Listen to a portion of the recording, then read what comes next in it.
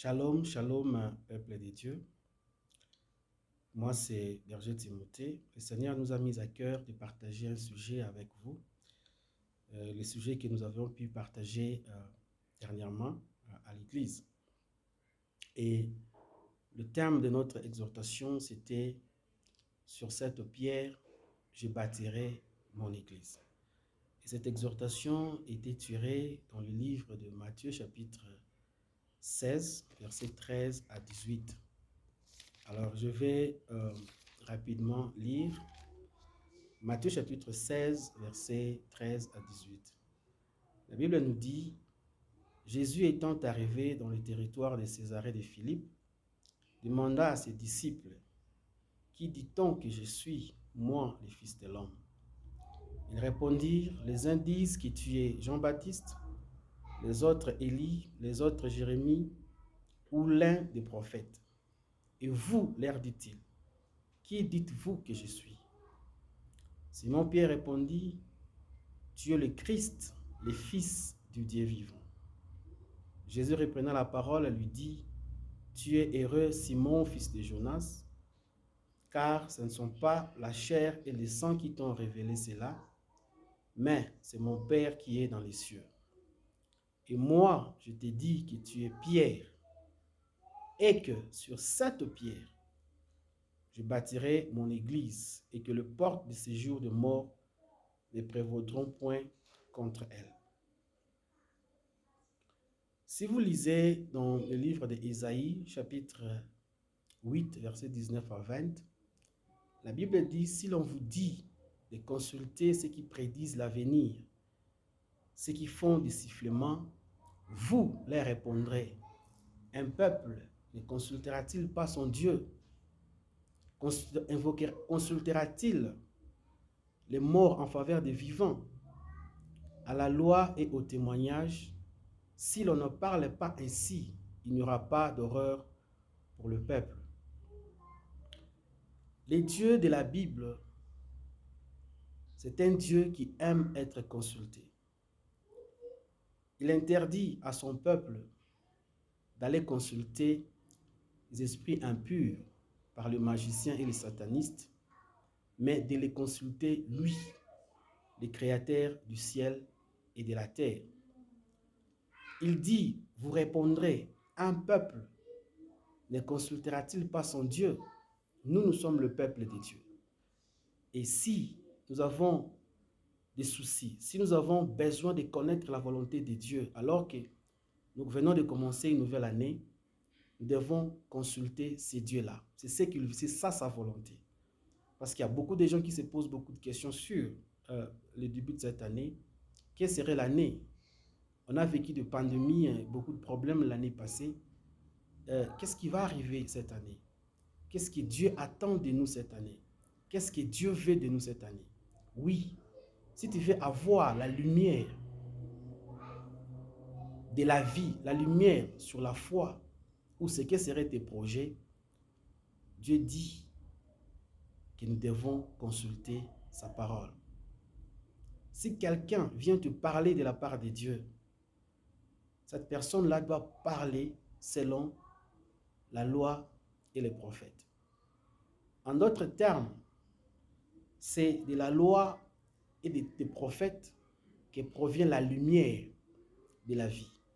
Quand nous fondons notre foi, notre vie sur la loi et les prophètes, c'est alors qu'il y aura la lumière sur nous. J'aime bien la version anglaise qui dit « There will be because there's no light in them ». Donc, tout enfant de Dieu, tout serviteur de Dieu qui veut avoir la lumière sur sa vie, il doit fonder sa connaissance, il doit fonder sa vie chrétienne, sa foi, sur la parole de Dieu. Quand la Bible parle de la loi et des prophètes, en ces temps-là, c'était la loi de Moïse et les témoignages des prophètes. Mais en notre temps, la loi et les prophètes représentent la Bible tout entière, dans son entièreté. Alors, par là, nous comprenons aussi que nous autres, pour être éclairés dans la vie, pour avoir des réponses dans nos questions, pour mener une vie chrétienne normale, pour rester dans cette foi, nous avons besoin de consulter la loi et les prophètes, ou de parler selon la loi et les prophètes. Alors là où nous venons de lire, dans le livre de Matthieu, chapitre 16, la Bible nous dit que le Seigneur était arrivé dans le territoire de Césarée de Philippe. Alors, quand il est arrivé là-bas, il posa la question à ses disciples. Que dit-on que je suis, moi, le Fils de l'homme? Avant d'en arriver là, le Seigneur avait eu une discussion avec les pharisiens et les sadducéens sur son identité. Les sadducéens et les pharisiens lui ont posé la question de leur montrer un signe qui témoigne qu'il était réellement le Messie, le Christ qui devrait venir pour le salut de toute l'humanité. Jésus leur dit, aucun signe ne sera donné à cette génération si ce n'est le signe de Jonas.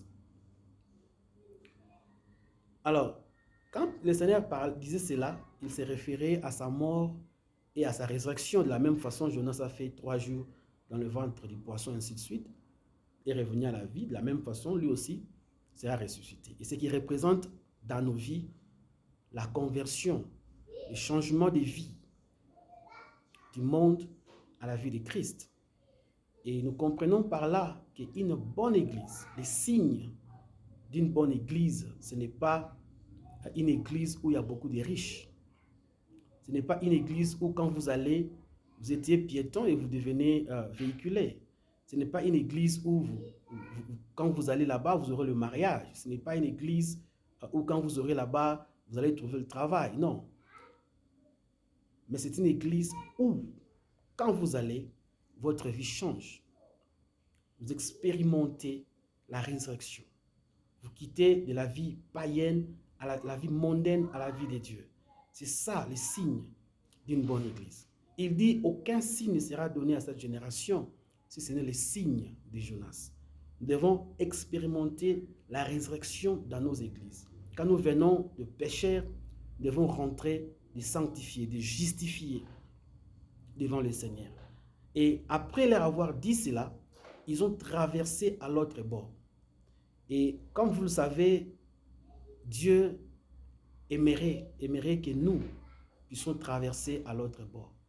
Que nous ne restions pas statiques là où nous sommes. Mais que nous puissions, comme on dit en anglais, we have to move. Nous devons changer de position. Nous devons quitter là où nous étions pour aller de l'autre côté. Donc, dans la vie chrétienne, quand on devient un enfant de Dieu, nous ne sommes pas appelés à rester statiques à un seul endroit, non. Nous sommes appelés à passer de l'autre côté. Nous devons aller d'expérience en expérience avec le Seigneur. Nous devons faire croître notre relation avec Dieu. Quand ils sont arrivés à l'autre côté, la Bible dit, Jésus-Christ posa la question à ses disciples. Qui dit-on que je suis, moi, le Fils de l'homme? Quand le Seigneur a posé cette question, cela ne signifie pas qu'il ne savait pas ce qu'il était, non. Jésus-Christ savait bel et bien son identité. Il savait qui il était. Si vous lisez la Bible, vous allez voir chaque fois que le Seigneur parlait aux Juifs, il utilisait le verbe de Dieu, le verbe divin. Il disait « je suis la vie, je suis la vérité, je suis le chemin, je suis le bon berger, je suis les fils de Dieu ». Il dit aux Juifs, vous mourrez dans vos péchés si vous ne croyez pas ce que moi je suis. En utilisant le verbe de Dieu, le Seigneur voulait tout simplement dire par là qu'il était Dieu, qu'il était le Messie qu'ils attendaient qui devrait venir, bien qu'ils n'ont pas compris cela. Alors, quand il a posé cette question, il connaissait qui il était. Mais il y avait un enseignement qu'il voulait donner à ses disciples. Les sadducéens et le pharisien doutaient de son identité. Alors, les disciples pouvaient aussi entrer dans cette confusion des pharisiens et des sadducéens pour ne pas croire en sa personne comme étant les sauveurs du monde. Alors, il voulait leur enseigner. Il voulait que le Père puisse révéler à ses disciples qui lui était réellement. Alors, il leur posa la question, qui dit-on que je suis, moi, le Fils de l'homme? Et ils ont commencé à répondre, non, les uns disent que tu es Jean-Baptiste, les autres disent que tu es Jérémie ou l'un des prophètes. Le Seigneur leur dit, ok, et vous, que dites-vous que je suis? Vous voyez, la vie chrétienne ne doit pas être basée, fondée sur la connaissance des autres. La connaissance que nous avons de Jésus-Christ doit être différente de la connaissance que le monde a de Jésus. Nous, en tant qu'enfants de Dieu, nous nous appelons chrétiens. Nous sommes appelés à avoir la révélation de Jésus plus que celle du dehors. La Bible nous dit que le monde a été créé par Dieu. Colossiens chapitre 1, verset 15 à 16 confirme que c'est Jésus-Christ qui est le créateur de toutes choses. La Bible dit, en lui, par lui, pour lui, toutes les choses ont été créées, dans le ciel, sur la terre et sous la terre. Les visibles comme les invisibles, autorité, principalité, puissance, toutes les choses ont été créées par lui. Alors si le Seigneur a créé toutes les choses, nous, en tant qu'enfants de Dieu, nous croyons à cela par la foi. Et cette connaissance que nous avons doit être différente de la connaissance de celle du dehors. Parce que si aujourd'hui vous consultez les scientifiques, ils vous diront que le monde n'est pas le produit de la création de Dieu, mais le monde est le produit du hasard, de l'évolution, du Big Bang. Mais avec un peu d'intelligence, on peut comprendre que l'harmonie qui existe, par exemple, dans les corps humains, ne peut pas être l'objet du hasard. Il y a une harmonie parfaite dans le fonctionnement du corps humain. Et ça, c'est le produit de l'intelligence, d'un être suprême que nous appelons Dieu. Mais cette connaissance-là n'est pas chez tous. Ça, c'est ce qu'ils disent de notre Dieu. Ils disent de notre foi. Mais vous, que dites-vous? Par là, je voulais tout simplement dire que notre connaissance en tant que chrétien doit être différente de la connaissance de ceux du dehors. Même notre révélation de qui est Jésus. Si pour les autres, Jésus est un prophète, si pour les autres, Jésus est l'un des enseignants, si pour les autres, Jésus est un homme qui est venu faire du bien au monde, mais pour nous qui sommes sauvés par le sang de ce Jésus-là, nous devons connaître qui il est. Et cette connaissance-là doit être différente de la connaissance des autres.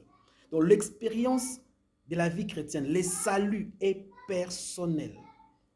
Vous ne pouvez pas fonder votre salut, votre foi sur les expériences des autres, sur la conviction des autres. Non, vous devez avoir votre propre révélation de qui est Jésus. Vous devez avoir votre propre expérience, une relation personnelle avec Jésus. Oui, ça c'est ce qu'ils disent.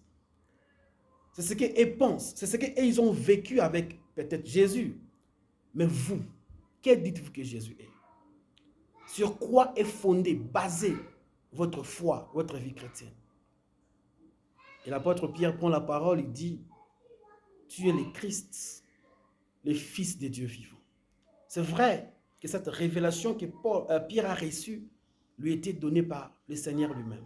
Vous voyez, le Dieu que nous servons, le Dieu de la Bible, il est éternel, il est infini.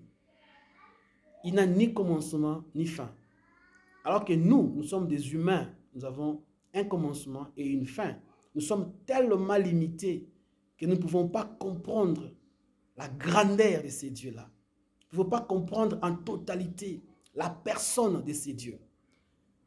Alors, la connaissance que nous avons des dieux, c'est celle que lui-même Dieu nous révèle. Voilà pourquoi nous basons notre foi sur la parole qu'il nous a donnée. Il s'est révélé lui-même au travers de sa parole.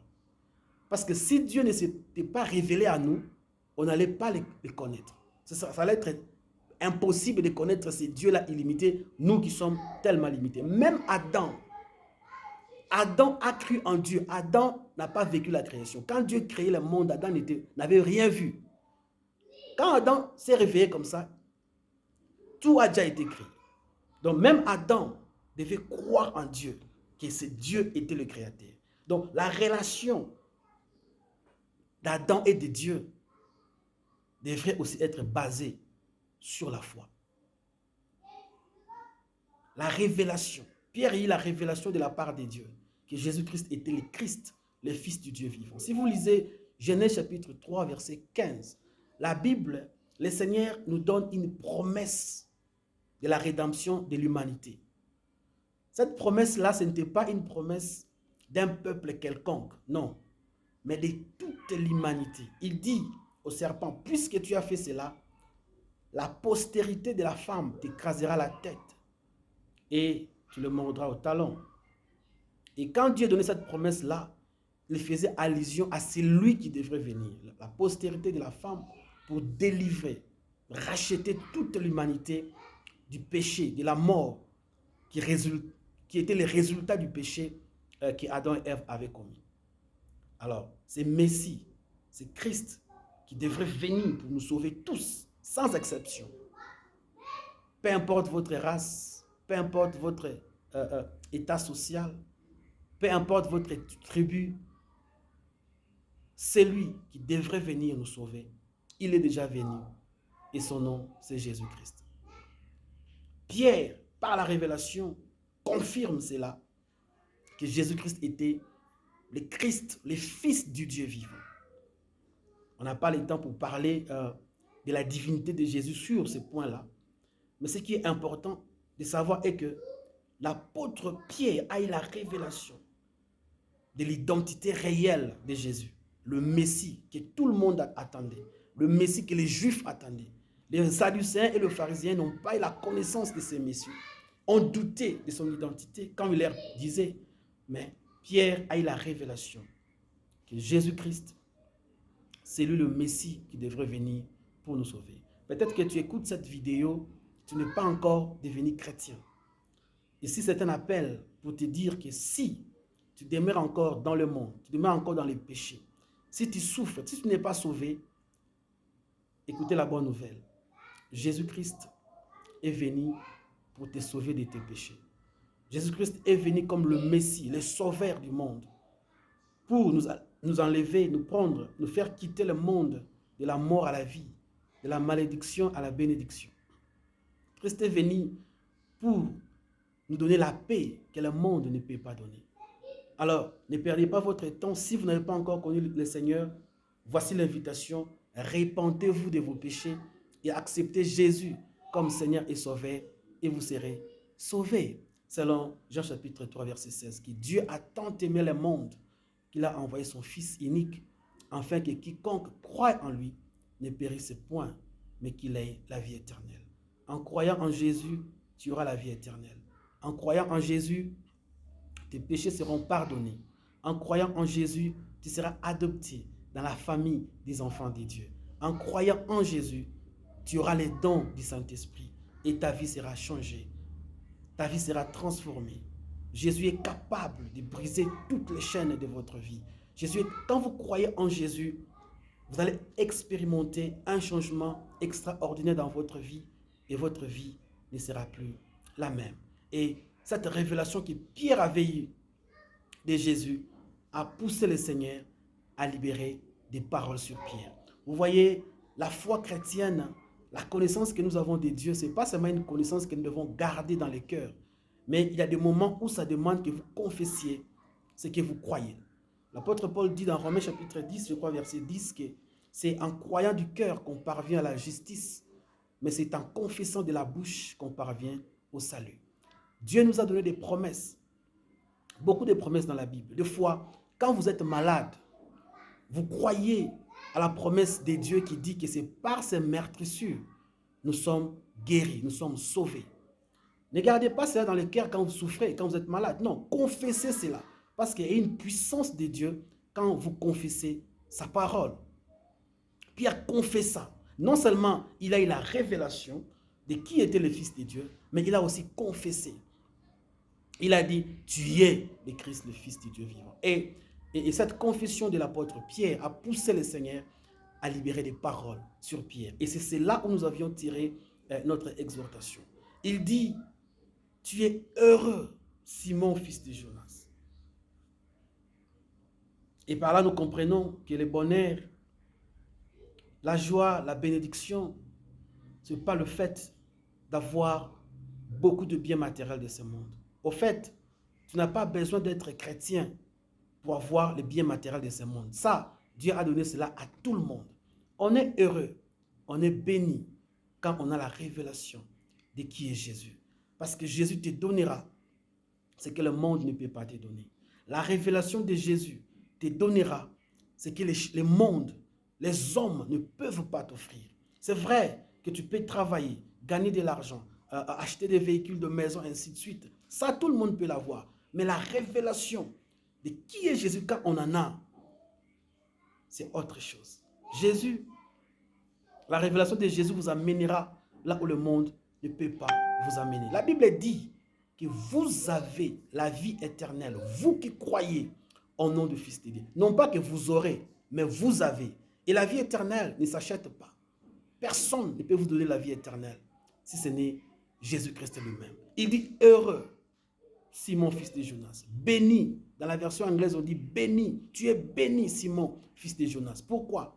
Parce qu'il avait la révélation de qui est Jésus.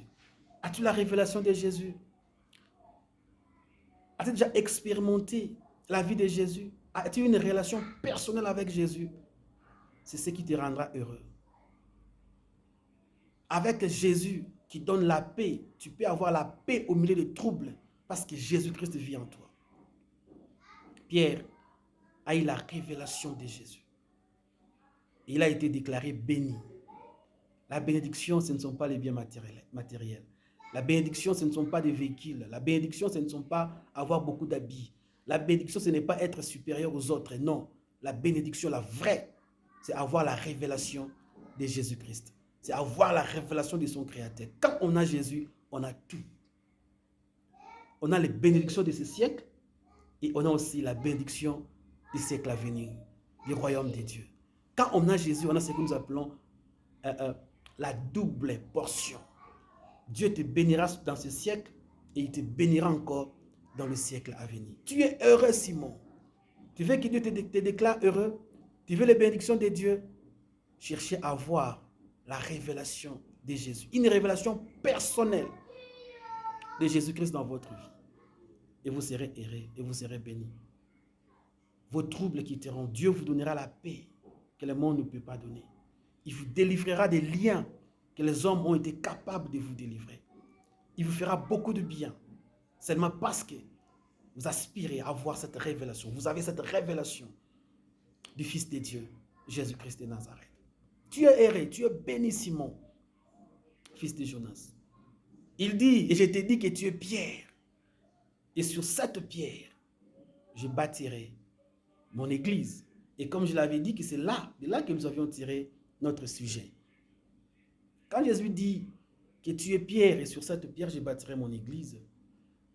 Si vous lisez ce passage superficiellement, vous croirez peut-être, vous aurez tendance à croire que Jésus-Christ disait à Pierre que c'est sur lui qu'il bâtirait son église.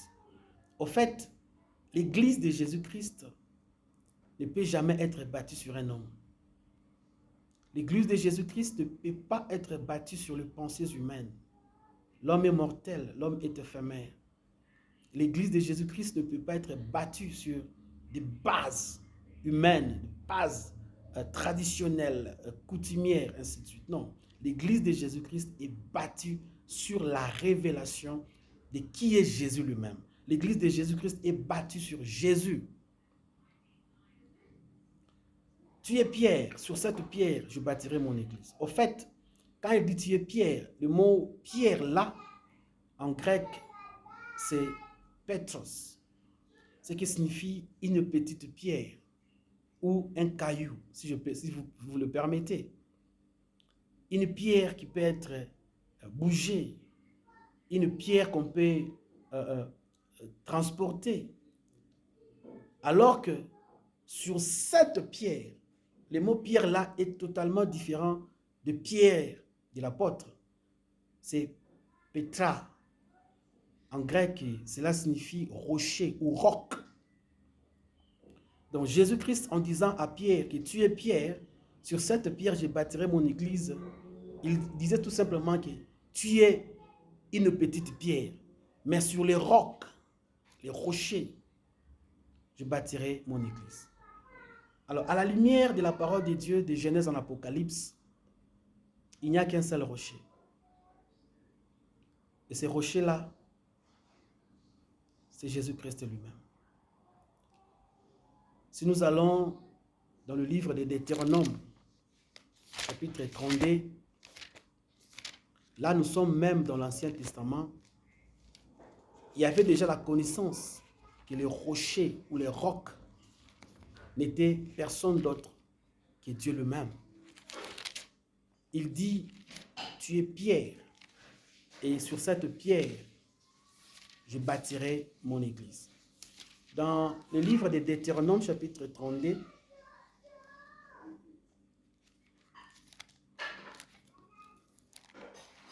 je lis le verset 3 et le verset 4. La Bible dit, « Car je proclamerai les noms de l'Éternel.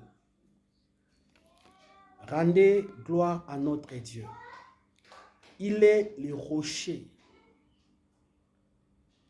Ses œuvres sont parfaites, car toutes ses voies sont justes. C'est un Dieu fidèle et sans iniquité. Il est juste et droit. » Déjà, dans l'Ancien Testament, la Bible confirme que le rocher, c'était l'Éternel, c'était Dieu lui-même.